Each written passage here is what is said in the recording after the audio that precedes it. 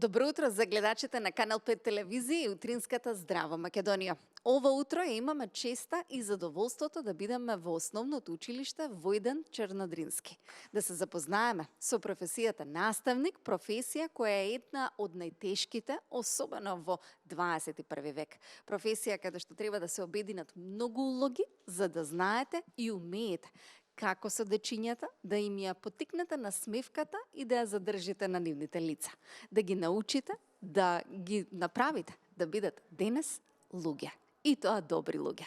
Тоа знае и умее најдобро да го направи наставничката за која многумина знаат, многумина ја познаваат, но нас ни ја отвори честа да во незината училница со незините второоделенци бидеме кај нив на гости. Добро утро за учителка Нада. Добро утро. Мило ни е што сте тука наши гости и ви посакуваме убаво да си поминете. Што значи професијата наставник денес?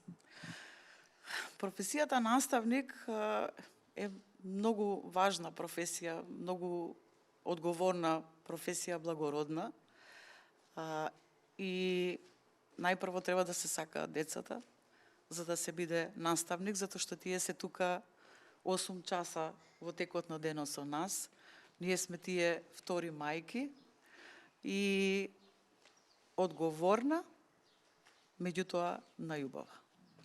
Кога се договаравме за овој разговор, ми испративте навистина плејада на статии кои што ги имате напишано, меѓу кои најголемото внимание ми го задржа моментот дека пишувате и најголемо внимание обраќате на емоциите. Колку препознавањето на емоциите, работењето со емоциите, особено кај оваа возраст на дечиња каде што има буре од емоции, е потребно за да се приближи тоа што треба да се научи. Јас мислам дека емоциите се столб за се она понатаму што ќе се случува. Пред 2 години ние започнавме еден проект кој што го финансираше општина Карпош. Јас бев подносител на тој проект. Траеше 9 месеци, цела учебна година и остваривме 9 работилници со ученици од сите одделенија. И видовме дека емоциите се многу важни за како децата ќе напредуваат и помагаат на наставникот. Затоа што кога ќе влезете во училница, вие сте се за детето. Во текот на денот сите работи што се случуваат ги делат со нас. Дали е тоа тага, дали е тоа среќа, радост, некоја емоција скриена, и многу е важно и работиме многу често на емоциите, да можат да се отворат, да споделат со нас, затоа што споделувањето, потоа дали е среќа или тага, е многу полесно. Имате добиена низа награди, а воедно ја напишавте и вашата книга, која ја укоричивте, ја издадовте во текот на изминатиот ден, но веќе неколку дена потоа. Што истото значи за вас и за вашата работа? Пишувањето на книга, посебно за дечиња, роман за деца, не е така едноставно, затоа што треба да ја знаете целната група и да знаете што е тоа што дечињата сакаат да го читаат. И не е само да се прочита, да може потоа да се репродуцира, да знаат која е пораката од романот, да извлечат поука и да им остане во сеќавање тоа што го читале. Романот, новото место кое го нарековме Дом, како идеја започна во 98 година кога се доселивме со моето потесно семејство тука и е почнато 98, после 28 години го виде светлото на денот. Многу бев среќна, многу бев возбудена.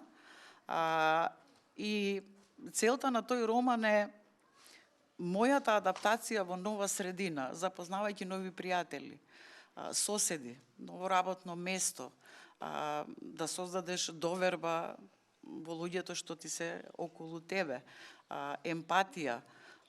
Тоа е преточено во романот, меѓутоа низ призмата на детските очи. Прекрасно. Но круна на целиот овој разговор, учителка Нада, е она што заедно со дечињата го создадовте во време на невреме, во време кога нашите вести се исполнети со постојани негативни информации, во време кога имаме многу насилство, меѓу врсничко насилство, вие заедно со вашето одделение направивте песна токму на оваа тема. Како се роди истата? Ние со овие златни дечиња, креативни, неуморни и секогаш расположени за било кој проект да го реализираме, имаме многу такви песнички направено, учествувавме на многу литературни конкурси, на ликовни, со голем број на први награди. И често пати ме прашуваат зошто конкурираме со творби со цело одделение. Сакам да објаснам зошто е тоа така. Јас сум наставник кој што сака да ги вклучи сите деца. Тие што се надарени, тие што имаат талент да создаваат, да творат, тие понатаму како што ќе растат, нема да им треба толку моја помош. Јас може само да ја проверам песничката, меѓутоа сакам да ги вклучам сите, и тие што се посрамежливи, и тие што не им лежи толку творење, слушаат примери и се поттикнуваат едни со други да создаваат. Свет без насилство беше литературен конкурс организиран од Педагошкиот факултет во Битола. Како настана песничката? Користиме многу техники по македонски јазик.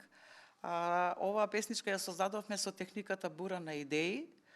Тоа е една техника каде што учениците се поттикнуваат да размислуваат за одреден поим, што е важен, и тогаш ни беше главниот поим раката во средина на тетратката со зборот насилство. Сушност, илустрацијата гласеше стоп за насилството.